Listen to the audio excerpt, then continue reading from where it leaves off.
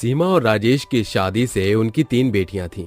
कमी थी तो सिर्फ एक बेटे की, जिसकी चाह में सीमा चौथी बार गर्भवती हुई और उसके पति राजेश ने उससे कहा, देखना भाग्यवान, इस बार ऊपर वाला हमारे कुल का वंश हमें जरूर देगा। हाँ, इस बार ईश्वर हमारे कुल का दीपक उजियारा कर दे बस। दोनों के मन की इच्छा पूरी तो हुई, पर भगवान ने उन्हें विकलांग बेटा दिया, जिसको देखकर सीमा कुड़कर जीती और उसको परेशान देखकर राजेश कहता, सीमा, शायद हमारे भाग्य में ही ऐसा बेटा लिखा था। कमला कह रही थी कि हमारे गांव से कुछ किलोमीटर दूर एक मशहूर डॉक्टर है जो हर एक विकलांग बच्चे का इलाज करते हैं। चलते हैं वहीं। सीमा अपने दुध मुँहे बेटे को तीनों बेटियों के भरोसे छोड़कर चली जाती है, लेकिन सड़क दुर्घटना में वो दोनों चल बसते हैं और विकलांग भाई की जिम्मेदारी तीनों बहनों के कंधे पर आ जाती है। अंजलि दीदी, बिना माँ के हम राजा को कैसे पालेंगे? बड़ी बहन छोटी भाई बहनों के लिए माँ के बराबर होती है। आज से हम तीनों बहनें मिलकर अपने राजकुमार को सारी खुशियाँ देंगे। तीनों बहनें अपने नन्हे विकलांग भाई की जिम्मेदारियों को उसकी माँ बनकर बखूबी निभाने लगती हैं और समय बीतने के साथ अब राजा 5 बरस का हो जाता है। तीनों पैसे जोड़कर उसके लिए एक व्हील चेयर लाकर देती हैं। एक रोज तीनों बाजार जाते वक्त कहती हैं, राजा, हम तीनों जरा बाजार जा रही हैं। किसी चीज की जरूरत हो तो अपनी दीदी को अभी बता दो। दीदी, मेरे लिए मिठाई लेकर आना। ठीक है हमारे राजदुलारे राजा भैया, हम तीनों बाजार से तुम्हारे लिए ढेर सारी मिठाइयाँ और खिलौने लाएंगे। तीनों एक साथ बाजार चल देती हैं, पर दुर्भाग्यवश तीनों की चलती सड़क पर ट्रक से टक्कर हो जाने से मृत्यु हो जाती है और तीनों की आत्माएं उसी पल शरीर से बाहर निकलकर कहती हैं, नहीं, हम मर कैसे सकते हैं? पिताजी और माँ ने हमारे नन्हे भाई की जिम्मेदारी हम तीनों बहनों के हाथ में सौंपी थी। हम अपनी जिम्मेदारी को यूं बीच में अधूरा छोड़कर नहीं जा सकते।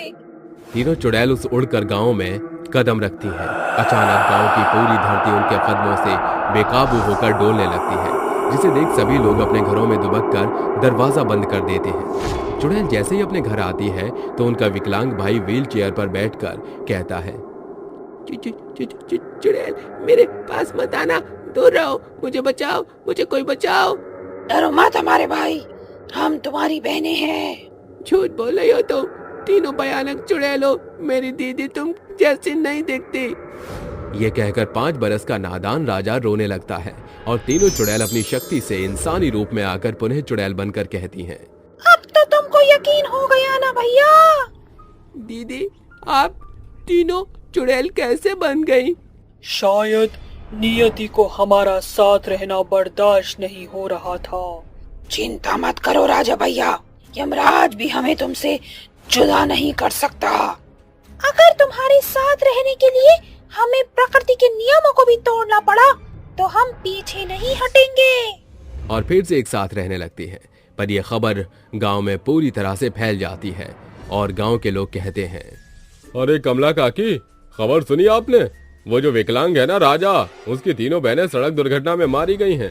अरे क्या बोल रहा है बबुआ? कल रात ही तो मैंने राजा को उसकी तीनों बहनों के साथ हंसता खेलता हुआ देखा था। अरे बौर आ गई हो काकी, मुर्दे कब से इंसानों के साथ रहने लगे? कहीं वो तीनों बहनें चुड़ैल बनकर लौट तो नहीं आई? जब रात का अंधेरा पूरे गांव को घेर लेता है, तभी तमाम गांव के लोग चुड़ैल की खिड़की से अंदर झांकते हैं तो अंदर का मंजर देखकर वो डर कर कहते हैं, अरे बाप रे, ये कैसा भूतिया मदारी का खेल चल रहा है अंदर। विकलांग भाई की तीनों चुड़ैल बहनें, उसमें से कोई अपनी गर्दन उखाड़कर हाथ में लिए नाच रही थी, तो कोई अपनी मुंडी जोर शोर से घुमा रही थी, तो कोई दीवार पर चलकर करतब दिखाकर अपने भाई को खुश करते हुए कहती है, कैसा लगा हमारे भाई राजा को अपनी चुड़ैल बहनों का करतब? बहुत अच्छा, मेरी दीदी तो जादूगरनी है। खिड़की की खड़खड़ाहट सुनकर तीनों चुड़ैल बहनें अपनी गर्दन घुमाकर पीछे देखने लगती हैं। तभी रघु कहता है, अरे कमला काकी, भागो वरना ये तीनों चुड़ैलें हमारी चटनी बना देंगी।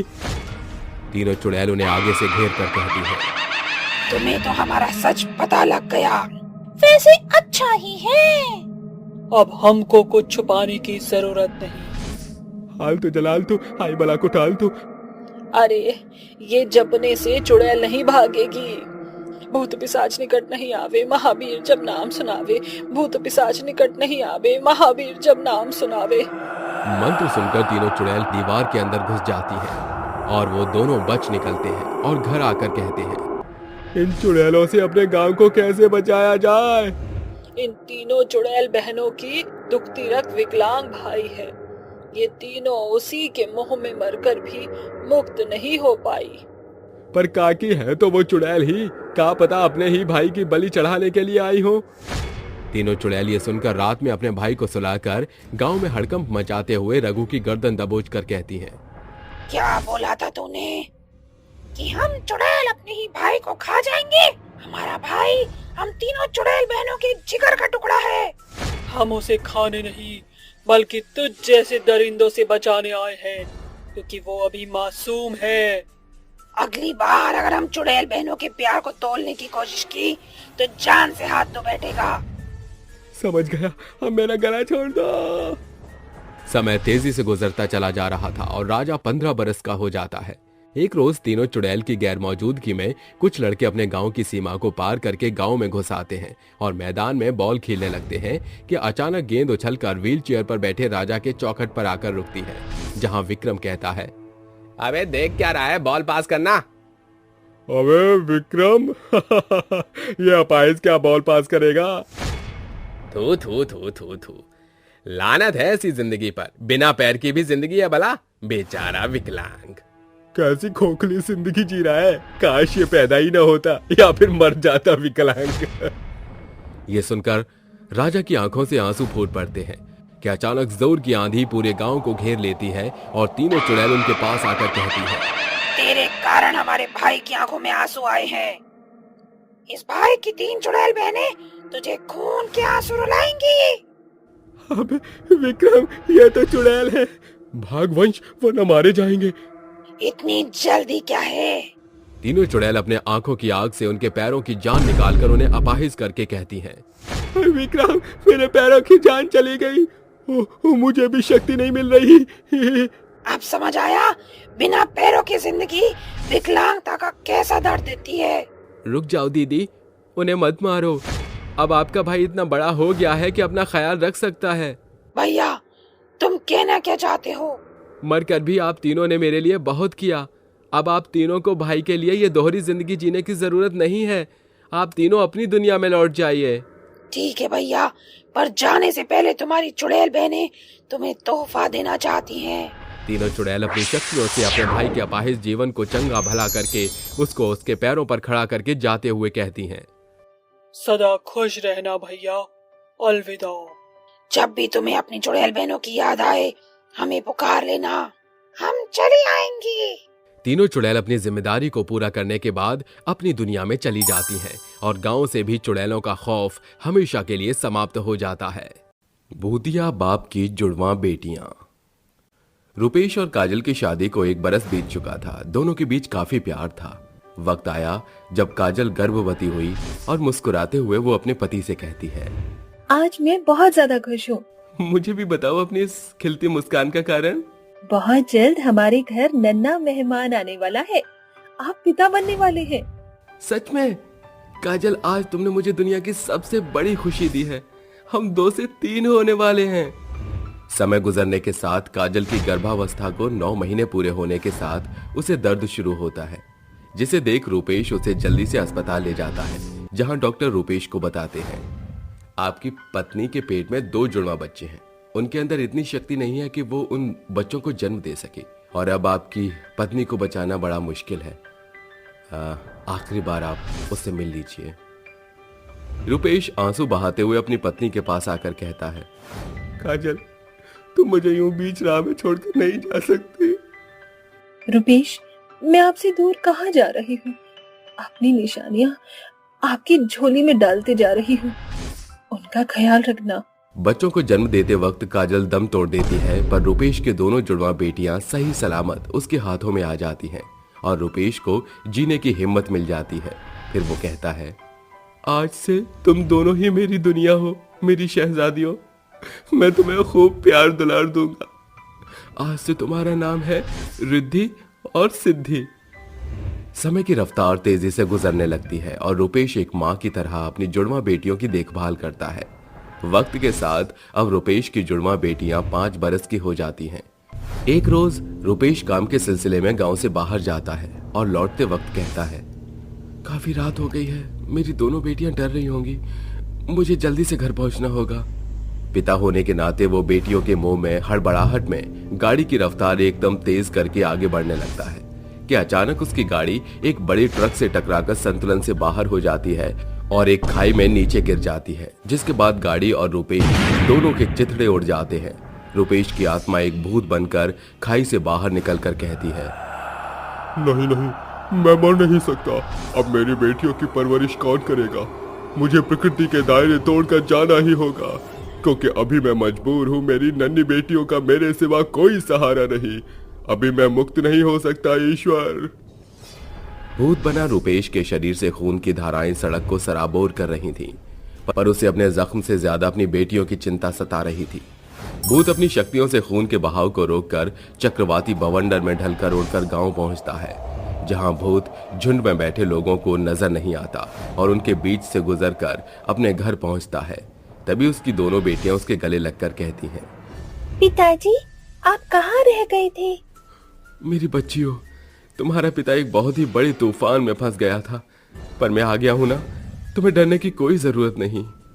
फिर भूत अपनी जुड़वा बेटियों को खिला पिलाकर सुलाते हुए कहता है, क्या मेरी जुड़वा बेटियों को मेरा भूतिया रूप देखकर मुझसे जरा भी डर नहीं लगा, या फिर अभी इन्हें संसार से परे दूसरी दुनिया की पहचान नहीं है? मैंने काजल से जब तक मेरी भोली बेटियां समझदार नहीं हो जाती, मुझे यहां रहने के लिए कहा है। भूत उनका ख्याल रखता है, उन्हें घुमाने फिराने ले जाता है और उनकी सारी ख्वाहिशों को पूरा किया करता। पर अब धीरे धीरे भूत के किस्से गांव में महामारी की तरह फैल जाते हैं और गांव वाले बात करते हुए कहते हैं, अरे सुरेखा, सुना है कि उन दोनों जुड़वा बेटियों का पिता मरकर भी उनकी देखभाल करता है। अरे ये एकदम सच बात है विमला बहन। कल मेरे पति बाहर गए थे तो उन्होंने देखा कि भूत अपनी बेटियों के लिए बर्फ का गोला बनवा रहा था और बर्फ वाला डर के मारे अपना ठेला छोड़कर भाग गया। अरे इतना ही नहीं, परसों मैंने भी गांव के पार्क में देखा कि दोनों जुड़वा बहनें झूले पर बैठी हुई थी और कोई इन्हें झूला झुला रहा था, पर मुझे कोई नजर नहीं आया। अरे वो इनका भूतिया बाप ही होगा। अब तो मुझे डर लगता है कि कहीं वो भूत हमारे बच्चों को नुकसान न पहुंचा दे। लगातार समय गुजरता है और भूत की जुड़वा बेटियां 10 बरस की होने को आ जाती हैं। दोनों बेटियां कहती हैं, पिताजी, हम आपसे कुछ मांगना चाहते हैं। क्या चाहिए मेरी दोनों परियों को अपने पिता से? कल हमारा जन्मदिन है, हम चाहते हैं कि सारे गांव वाले हमारे घर आएं। ये मुमकिन नहीं। अगर गांव वाले यहाँ आए तो मेरी दोनों बेटियों के सामने मेरे भूत होने का रहस्य न खुल जाए, क्योंकि गांव वाले मेरी असलियत से वाकिफ हैं। पिताजी, आप क्या सोचने लगे? कुछ नहीं मेरी शहजादियों, मैं ये कह रहा था कि गांव वालों को यहाँ बुलाने की क्या जरूरत है, हम अपनी खुशियाँ आपस में ही बांट लेंगे। पिताजी, हमारा बहुत मन था कि सब लोग हमारे जन्मदिन पर आकर केक खाएं और डांस करें और हमारे लिए तोहफे लेकर आएं। ठीक है मेरी बेटियों, तुम्हारा पिता तुम्हारी इस जन्मदिन की ख्वाहिश को जरूर पूरा करेगा। भूत रात के अंधेरे में उन्हें सुलाकर गांव के बीचों बीच खड़ा होकर बवंडर मचाते हुए कहता है, सुन लो भीमपुर गांव के लोगों, कल मेरी दोनों जुड़वा बेटियों का 10वां जन्मदिन है। तुम सारे के सारे कल उनके जन्म के अवसर पर आमंत्रित हो। अगर किसी ने भी ना आने की गुस्ताखी की तो मैं उसके बच्चों को मौत की नींद सुला दूंगा। इसे खोखली धमकी मत समझना, वरना वर्षों अपने बच्चों की लाशें बटोरने से फुर्सत नहीं मिलेगी तुम्हें। फिर भूत वहां से गायब होकर अपने घर आ जाता है और अपनी आंखों की शक्ति और शैतानी हाथों के बल से पूरा घर गुब्बारों की लड़ियों से सजा देता है। अगली शाम सारा गांव भूत के कहर से डरकर जन्मोत्सव पर शामिल होता है और विमला कहती है, सुरेखा बहन, मुझे तो डर लग रहा है कि कहीं इस भूत ने इस रंग बिरंगे केक को भी अपने शैतानी खून और मांस से न बनाया हो। छी छी छी छी, शुभ शुभ बोलो विमला, क्यों मुझ ब्राह्मण का धर्म भ्रष्ट करने पर तुली हो? कुछ साल और बीतने के बाद अब भूत की जुड़वा बेटियां 15 बरस की होने के साथ गांव का रवैया समझने बूझने लगती हैं और पिता से कहती हैं, पिताजी, आखिर क्या कारण है कि गांव वाले हमसे डरे सहमे हुए रहते हैं? ना कोई हमसे बात करना चाहता है, सभी हमसे ऐसे दूर भागते हैं जैसे हम कोई खतरनाक भूत हो। ना हमारा किसी विश्वविद्यालय में एडमिशन हो रहा है। आखिर क्यों? आज हमें इन सभी सवालों का जवाब चाहिए। वक्त आ गया है मेरा खौफनाक सच तुम्हारे सामने लाने का। ऐसा कहकर भूत अपने सर्वशक्तिशाली खौफनाक रूप में आ जाता है और उसके चेहरे से खून टपकने लगता है। उसकी लाल आंखें, लंबे हाथ और बिगड़ी सूरत देखकर दोनों डरकर कदम पीछे करके कहती है, ये तो भूत है। सही पहचाना, तुम्हारा पिता एक भूत है, इसलिए गांव वाले मेरे ही खौफ के कारण न तुमसे बात करते हैं और न तुम्हें अपने पास आने देते हैं। पिताजी, अब हम बड़े हो चुके हैं, इसीलिए हम अपना ख्याल रख सकते हैं। आप हमें बताइए कि आपको इस भूत श्रेणी से कैसे मुक्ति मिलेगी? मैं इतने साल से सिर्फ तुम दोनों के सयाने होने की खातिर ये दोहरी जिंदगी जी रहा था, क्योंकि मैं पिता के मोहजाल में जकड़ा हुआ था। पर अब मेरा कर्तव्य खत्म हुआ, इसलिए मैं इस इंसानी दुनिया से खुद को मुक्त करता हूँ। बेटियों से बिछड़ने के गम में भूत खून के आंसू रोते हुए आसमान में गायब हो जाता है और उस दिन के बाद से वो भूत फिर कभी किसी को नजर नहीं आता और दोनों जुड़वा बहनें अपनी जिंदगी जीने लगती हैं। साथ ही गांव वालों के दिल से उस भूत का खौफ पूरी तरह से निकल जाता है। चुड़ैल माँ। रात के अंधेरे में एक चुड़ैल जंगल से उड़ते हुए हवा में आकर तूफानी बवंडर मचाते हुए कहती है, सब मरोगे, कोई नहीं बचेगा। मैं किसी को नहीं छोड़ूंगी, सबको जिंदा से मुर्दा बना दूंगी। काफी देर इंतजार करने के बाद चुड़ैल किसी को आता न देखकर वापस तूफानी बवंडर के साथ जंगल की ओर भाग जाती है। गांव के घर में 2 अनाथ बच्चे लोगों के घर में दर दर भटकते हुए कहते हैं, कमला काकी, कुछ खाने को दे दो, मैं और मेरा भाई बहुत ज्यादा भूखे हैं। आ गई मुंह उठाकर भुकनंगों की तरह। अरे मैंने क्या तुम लोगों का ठेका ले रखा है, या तेरा मरा हुआ बाप मेरे पास अनाज की बोरी छोड़कर गया है? निकल यहाँ से। निर्दयी कमला भूख से तड़प रहे बच्चों पर जरा भी तरस नहीं खाती और उन्हें अपने घर के दरवाजे से खदेड़ देती है, जिसके बाद बच्चे गांव के सभी घरों के दरवाजे खटखटाते हैं और सभी के द्वारा दुत्कार दिए जाते हैं। जिसके बाद 10 साल का चिंटू सोनल से कहता है, भूख से दर्द हो रहा है पेट में, मेरा सिर भी बहुत जोर से चक्कर दे रहा है। चिंटू, मेरे भाई, चल हम गांव से बाहर निकलकर किसी राहगीर से मदद मांगते हैं। दोनों बच्चे पेट की आग को शांत करने के लिए कड़कड़ाती धूप में गांव से सड़क का लंबा सफर भूखे प्यासे तय करते हैं और सोनल कहती है, यहाँ कोई ना कोई जरूर आएगा जो हमें खाना देगा, बस हमें थोड़ा सा इंतजार करना होगा। दोपहर की चकाचौंध गर्मी उन दोनों के शरीर को मानो सुखा रही थी। भूखे बच्चे पसीने से लथपथ होकर रास्ते पर राह देख रहे थे कि कोई आकर उन्हें खाना दे, पर सुनसान रास्ते पर उनके सिवा दूर दूर तक कोई नहीं था। दोपहर से शाम होने पर चिंटू कहता है, अब तक कोई क्यों नहीं आया खाना लेकर? मेरे से इंतजार नहीं होता, मुझे बहुत जोर से भूख लगी है। फिर सोनल की नजर सड़क के उस पार घने जंगल पर जाती है और वो कहती है, चिंटू, चल उस जंगल में चलते हैं, क्या पता वहाँ पर कोई फल पेड़ लगा हो। ठीक है दीदी, चलो। दोनों खाने की तलाश में जंगल में कदम रखते हैं तो उनकी नजर एक विशाल फलदार वृक्ष पर जाती है जो लाल सुंदर मीठे सेबों से लदा हुआ था और जंगल में एक झोपड़ी थी। तभी सोनल कहती है, देख चिंटू, हमारी भूख का जुगाड़ मिल गया। कुछ ही देर में शाम का उजाला धुंधला होने के साथ गहरा अंधेरा जंगल के चारों ओर छाने लगता है और चिंटू कहता है, सोनल दीदी, जल्दी से इन एप्पल्स को तोड़ लेते हैं। देखो रात होने वाली है, हम घर चलकर इन्हें खाकर अपनी भूख मिटाएंगे। जैसे ही सोनल सेब तोड़ती है तभी एक चुड़ैल उनके सामने प्रकट होकर खूनी लाल आंखें दिखाकर कहती है, नादान बच्चों, तुम्हारी हिम्मत कैसे हुई मेरे फलों के पेड़ को हाथ लगाने की? नीचे रखो मेरे सेब को, वरना मैं तुम्हें कच्चा चबा जाऊंगी। ये जंगल, ये पेड़ पौधे, इन सब पर मेरा राज है। चुड़ैल के खौफ से बच्चों के हाथों से सेब नीचे गिर जाते हैं और वो दोनों रोने लगते हैं। फिर चुड़ैल कहती है, तुमने मेरे जंगल में कदम रखने की जरूरत कैसे की? अब तुम्हें मरना होगा। चुड़ैल जी, हम दोनों 3 दिन से भूखे हैं। हमारे माता पिता भी इस दुनिया में नहीं रहे। भूख के मारे मेरे पेट में चोरों के दर्द हो रहा था, इसलिए हमने ये फल तोड़ा था। गांव के कोई भी लोग हमें खाने को नहीं देते।